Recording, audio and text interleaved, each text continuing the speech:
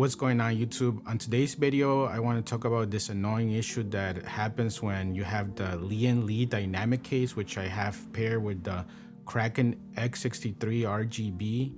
And the issue that happens is that it vibrates really bad when the fans of the cooler are going at maximum power, and it gets really annoying and frustrating when, especially if you have the case close to you.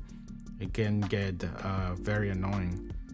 I have some batteries on top and they vibrate really bad, but even if I take off the batteries, it'll still vibrate. And it's mounted on top, so on today's video I'm gonna try to mount it in a different section, maybe here where those fans are, or at the bottom. So unfortunately I couldn't mount it on this end because these holes right here don't match, and I don't want to put it on the bottom.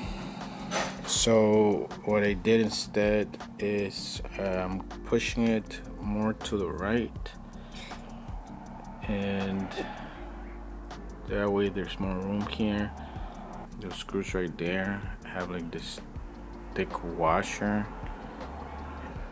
that makes it stick up more. So I'm hoping it's lower where it doesn't touch the cover and it helps with the vibration. So let's see what happens. So I'm running Call of Duty Warzone 2.0 and temperatures are already rising to 63 degrees. Wants me to update, I'm gonna ignore because I'm just testing. But you can see, you can hear the fans are going at close to maximum speed. And I don't hear the vibrations anymore. So I was trying to mount the cooler on the side of the case next to the motherboard where I have these three existing fans, but I couldn't mount it there because the holes didn't match. And then I don't want to put it at the bottom because I don't want even more dust coming in through there. So what I did instead is I just slided the cooler to the front of the case. The original way I had it was it was all the way to the back, so now I moved it one slot over to the front. And on the screws that mount the radiator to the top of the case, I also removed the little washers just because I felt like they might be extending it up a bit where it would make contact with the top of the case cover.